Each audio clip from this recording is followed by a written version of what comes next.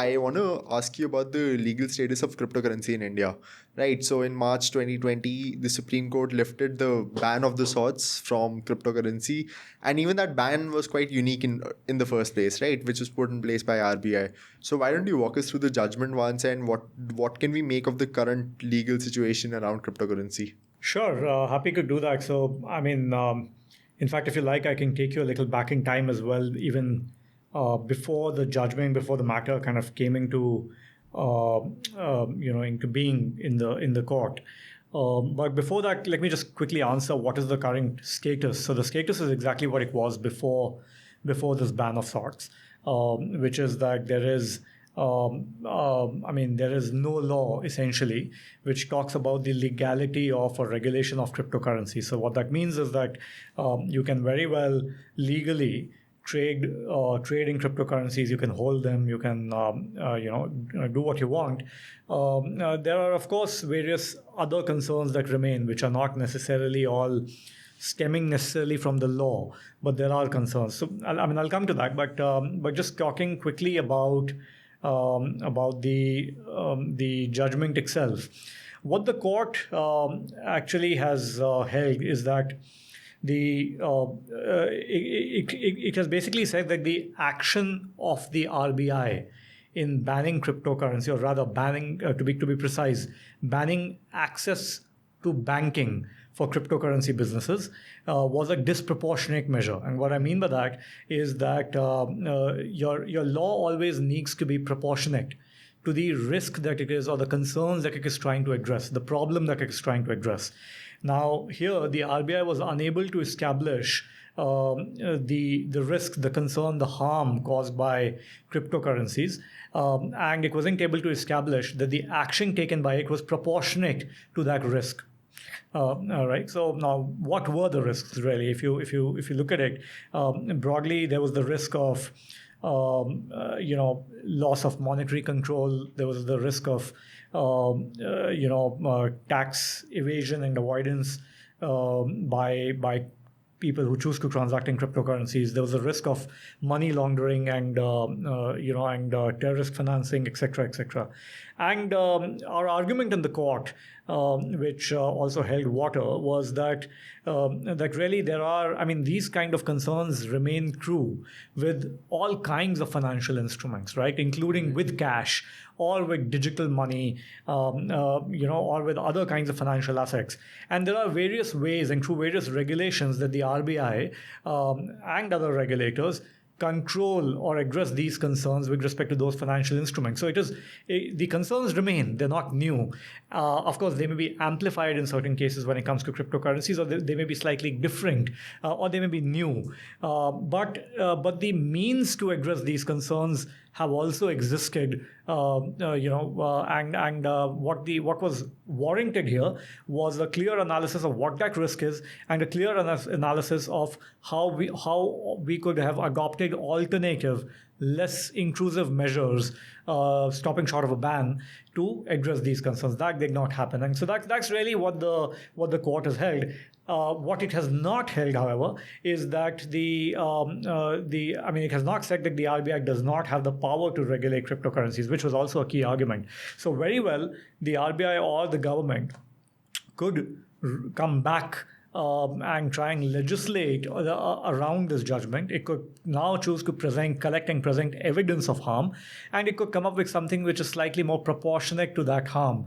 Whether it will be a ban or not, that is to be seen. But clearly, there are other ways which are available to the regulator, and that's really where we are. So currently, there's no law. That situation might change, but as of today, transactions are happening. People are actively investing in cryptocurrencies. Businesses is kind of coming back, and that's where we are. So from a consumer's point of view, although there has been a sharp uptake of the sorts on the volume on cryptocurrency exchanges in India, right? But from a consumer's aspect, there still does remain this regulatory vacuum of the sorts, right? Because even though there's a draft legislative bill which talks about banning cryptocurrencies altogether, and RBI can also come out with further notifications or further circulars, right? So from a consumer's aspect, like, what do we make of this vacuum of the sorts? Like, is this a safe space to invest in? I mean, keeping all the investing risk aside, is this a space which, I mean, is this a space which where one can invest easily right now, or one should be cautious? No, I mean, see, it's obviously not a great, very comforting place to be in, not for business, not for the consumer, because there is obviously uncertainty as to the future of the space in India, and you don't know which way the RBI is going to go. Now, the last time when this ban was imposed, what happened was that a lot of consumers could not exchange or withdraw money from the exchanges, and obviously what a ban also means is that suddenly your liquidity comes under pressure. So that risk obviously remains as long as the government is not willing to give us any clarity. But having said that, it may never be a zero or one kind of a situation. I mean, all or nothing kind of a situation, just because ultimately there is a market for, and that's the beautiful thing about cryptocurrencies, right? That there is a global market. And all said and done, there is, the decentralization or disintermediation involved with cryptocurrencies means that you are never able to kind of contain, or completely restrict the flow of. I mean, it's global by its very nature. It is that tomorrow, unless the government were to clamp down completely, I could, even if I don't have access to a market in India, I could possibly offload my assets in the US or wherever else. So I think to that extent, it is both comforting and not. I think that was the basic structure of when Bitcoin came in place, right? That the anonymity and the lack of a central government or a lack of a global government having a hold on its power of the sorts. That is what attracted people to it in the first place, internationally at least. But in India, I think the majority of folks, while investing in Bitcoin, the only thing that comes to their mind is the returns, right?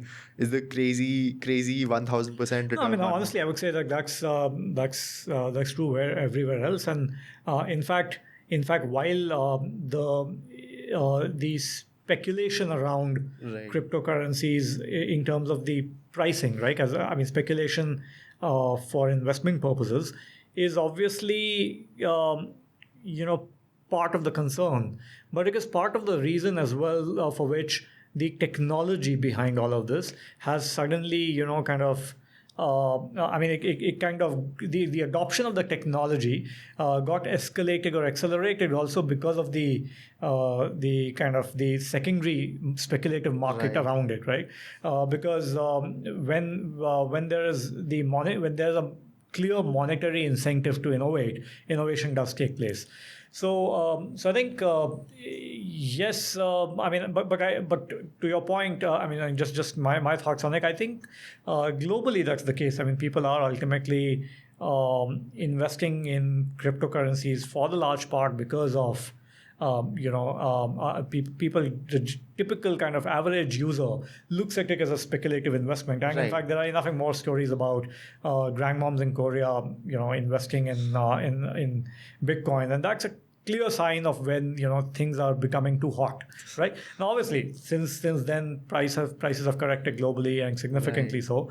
But yes, I mean, so as I said, it's both a cause of concern and also the reason why we are seeing so much innovation in this space. Definitely. I think when we talk about the speculative aspect, another thing that arises is that people have slowly started looking at Bitcoin and other cryptocurrencies as a sort of a safe haven.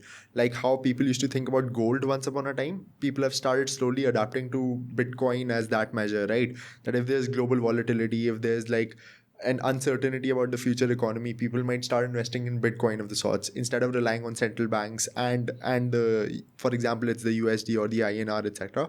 People might start adapting more towards Bitcoin or the various other cryptocurrencies. In fact, when you talk about the Korean grandmas, I think the first thing that came to my mind very weirdly was the Winklevoss twins, right? Sure. They've also become Bitcoin millionaires of the sorts and whatnot. So I think success stories arising out of Bitcoin speculation. But I'm curious, why do you compare the Winklevoss brothers with the Korean grandmom? I think that was the first thing that came to my mind randomly because the next question I wanted to ask you was that I don't think the twins would be very happy with that. I don't think they would be. Comparison. Thank you so much, everyone, for joining us for this episode. The Indianaut Podcast is available on YouTube, Apple Music, Spotify, and Google Podcasts. Be sure to follow us on Instagram and Facebook to receive all updates on the upcoming episodes. We'll see you in the next one.